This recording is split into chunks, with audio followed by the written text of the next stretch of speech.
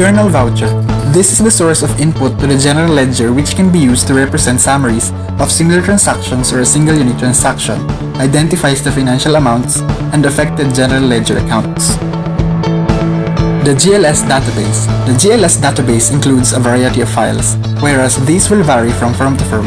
The following examples are representative. General Ledger Master File. This is the principal file in the GLS database. This file is based on the organization's published chart of accounts.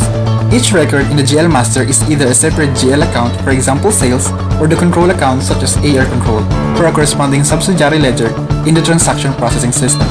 Figure 8-3 illustrates the structure of a typical GL Master file. The FRS draws upon the GL Master to produce the firm's financial statements. The General Ledger History file has the same format as the GL Master. Its primary purpose is to provide historical financial data for comparative financial reports. The Journal Voucher file is the total collection of the journal vouchers processed in the current period.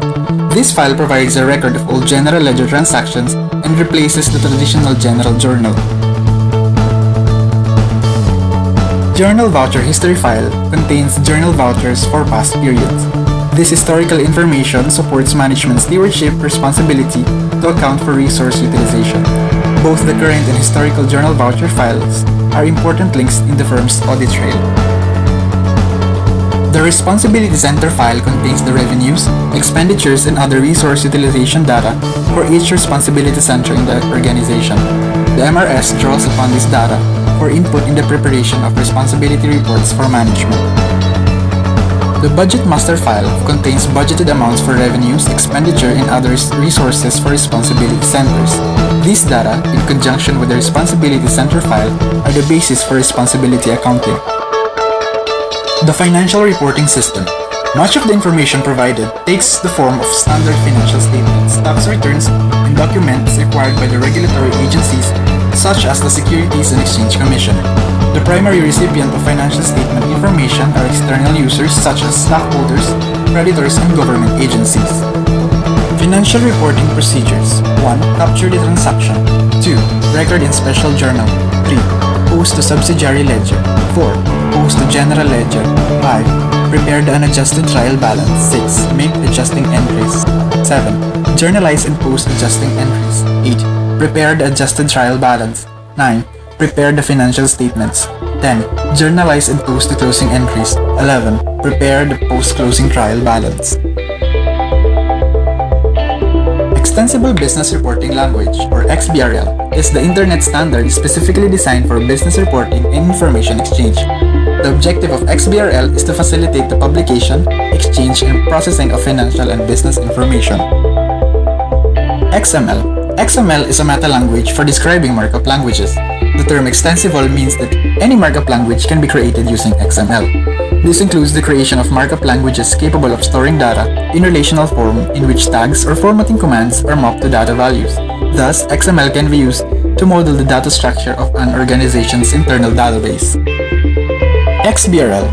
XBRL is an XML-based language that was designed to provide the financial community with a standardized method for preparing, publishing, and automatically exchanging financial information, including financial statements of publicly held companies. XBRL is typically used for reporting aggregated financial data, but also applied to communicating information pertaining to individual transactions. Internal control implications of XBRL. Potential benefits of XBRL and associated web technologies have been extensively researched. However, here are 3 areas of specific concern, which are: Number 1. Taxonomy creation. Number 2. Taxonomy mapping error. And 3. Validation of instance documents. The Management Reporting System. Management reporting is often called discretionary reporting because it is not mandated, as is financial reporting. One could take issue with the term discretionary and argue that an effective management reporting system is mandated by SOX legislation, which requires that all public companies monitor and report on the effectiveness of internal controls over financial reporting. Factors that influence the MRS. This section examines several topics that provide insight into the factors that influence management information needs.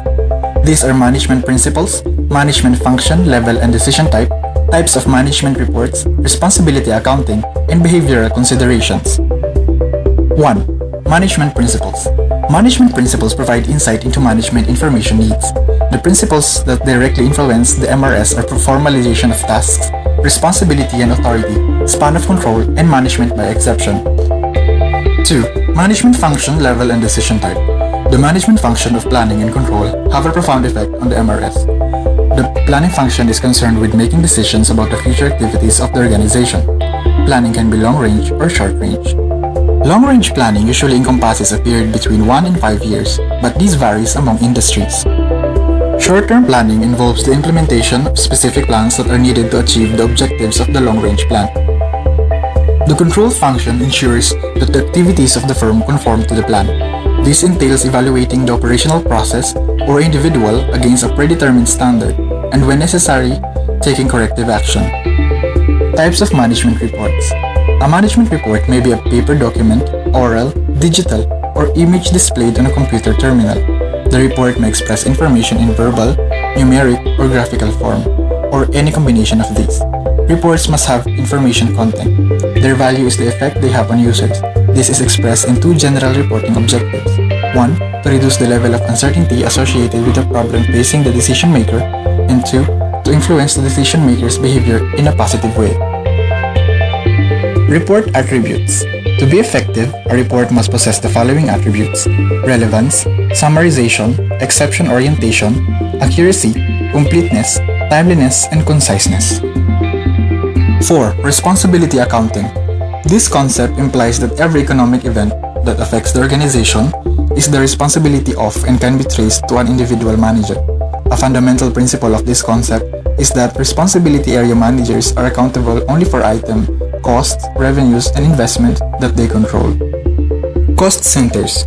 A cost center is an organizational unit with responsibility for cost management within budgetary limits. For example, a production department may be responsible for meeting its production obligations while keeping production costs within the budgeted amount. Profit centers. A profit center manager has responsibility for both cost control and revenue generation. This includes decisions about which items of merchandise to stock in the store, what prices to charge, the kind of promotional activities for a project, the level of advertising, the size of the staff and the hiring of employees, and the building maintenance and limited capital improvements. Investment centers. The manager of an investment center has the general authority to make decisions that profoundly affect the organization.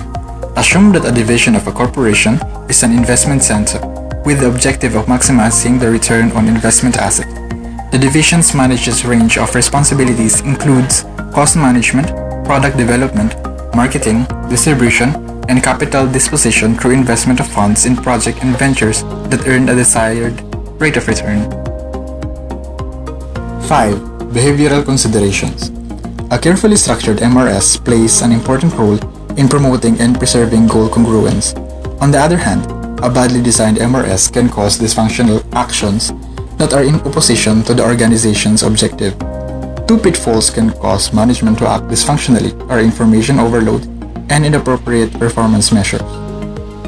Information overload. Information overload occurs when a manager receives more information that he or she can assimilate. This happens when designers of the reporting system do not properly consider the manager's organizational level and span of control. Inappropriate measures. One purpose of a report is to stimulate behavior consistent with the objectives of the firm. When inappropriate measures are used, however, the report can have opposite effect on investment, employee training, inventory reserve levels, customer satisfaction, and labor relations. Performance measures should consider all relevant aspects of a manager's responsibility.